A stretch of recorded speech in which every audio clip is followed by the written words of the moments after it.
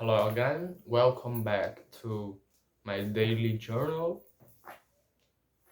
Today is the second day of journaling.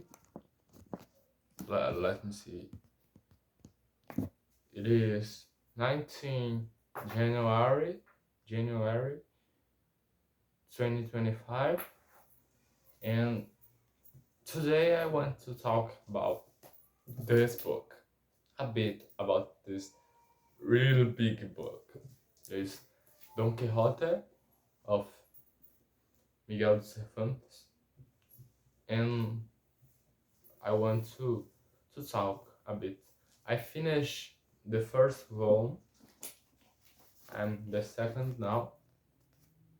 I will start the second. So I want to reflect about what Don Quixote bring to us and what the book teach to us. Wait.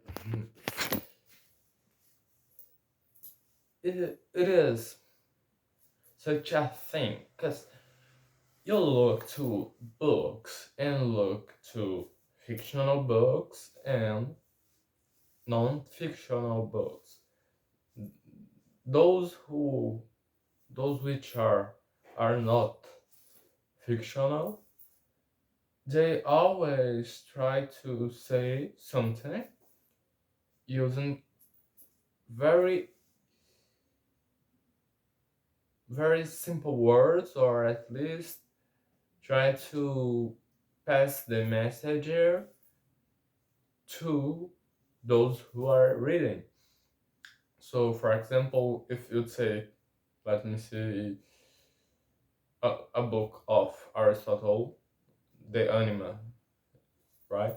If you take the Anima, you will look, and it is a trait.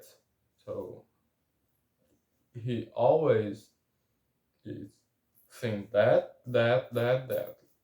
For example, the soul soul is that way, and this cause this, and explain everything. It is what the author tried to pass, right? It is what, in this case, Aristotle want to say to your readers. But in the fictional books, we have a completely different approach. You will see the construction of a story. So you will see, for example, in Don Quixote, you will see the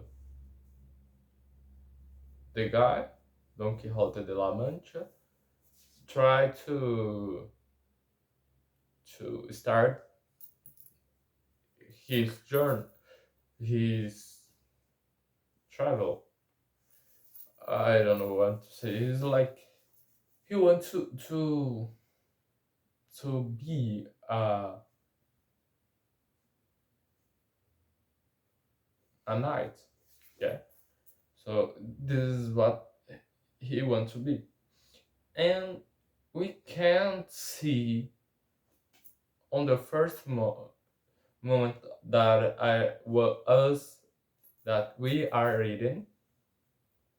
We can't see that what Don Quixote tried to tell to us, because his seems a simple history.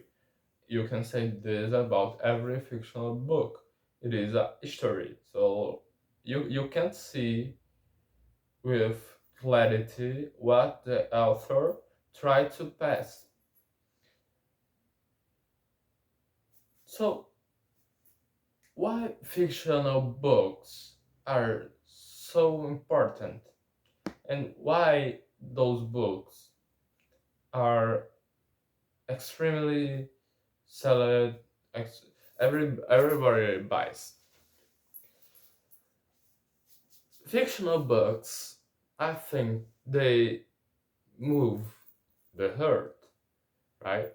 The heart, because when you have a non-fictional book, the most of them they talk with the brain, with the mind.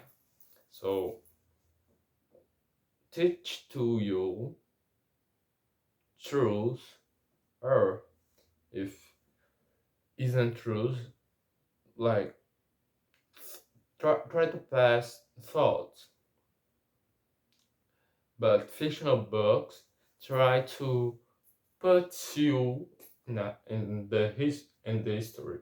So you are passing through an immersive place. So when you read Don Quixote, you are in the in some way in the history with Sancho and Don Quixote. This make the history talk with the heart. So talk with your beliefs, talk with your emotions and your motivations. Talk talk with you. And this is pretty important overall because it is your heart that in some way talk with the author through the history. So what I can in some way know what servant wants to pass, right? I I I have the opportunity to talk with Cervantes. If he was alive, someone can get there and say, "Oh, hello, Cervantes," and but he isn't. The book that he lives teach to us what he believed, and I think the most important part of Don Quixote it is that you think about madness, madness, no, craziness,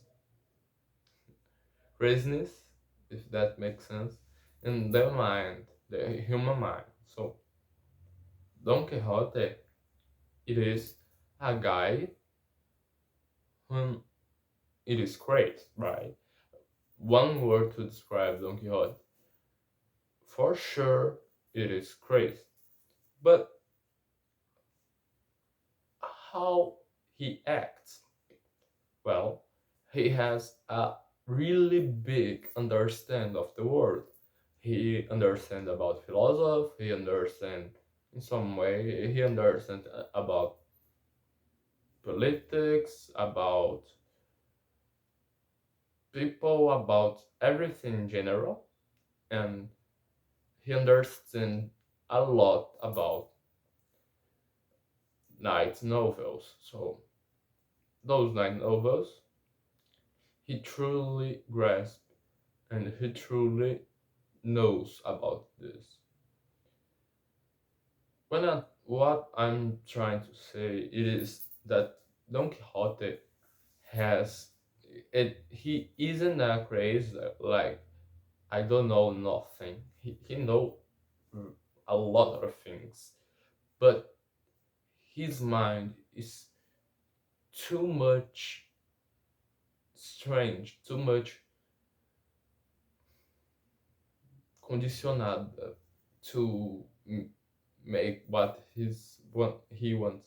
So he has an entire world, and more than that, he has a really solid base of what is the world. It is it is great, obviously, but at the same time, it is in some way structured. So he has all parts of really good thoughts. He has base, he has explanations for what is going on, and everything makes sense in some way. Everything, it is logical. So he keeps being logical, but he's great, right? And there is the question: what make a person crazy, and how we are? Maybe we are crazy as Don Quixote. Maybe Don Quixote isn't crazy and everybody else is crazy, right? This is a possibility, but obviously we can't afford that, and we can't say that because don't doesn't make sense in any way. But what I'm trying to say is the world is our minds have an entire explanation of the world, of what happens in the world. So, for example, ancient, ancient Greek will be there, and he can say that the world start by, I don't know, Zeus or Mars or some Greek god. So this is an explanation for how the world are. Plus, Plato will be another explanation that he will say that the soul is mortal. He will say that I don't know that our souls exist the hyperboreal. I don't know how to say this in English, but what I'm trying to say it is everybody has an explanation for how the worlds are. Physicists will say that the world is in some way because what the physics shows is that. Biologists will say another thing. Chemists will say another things. And everybody has their own construction of what the world are.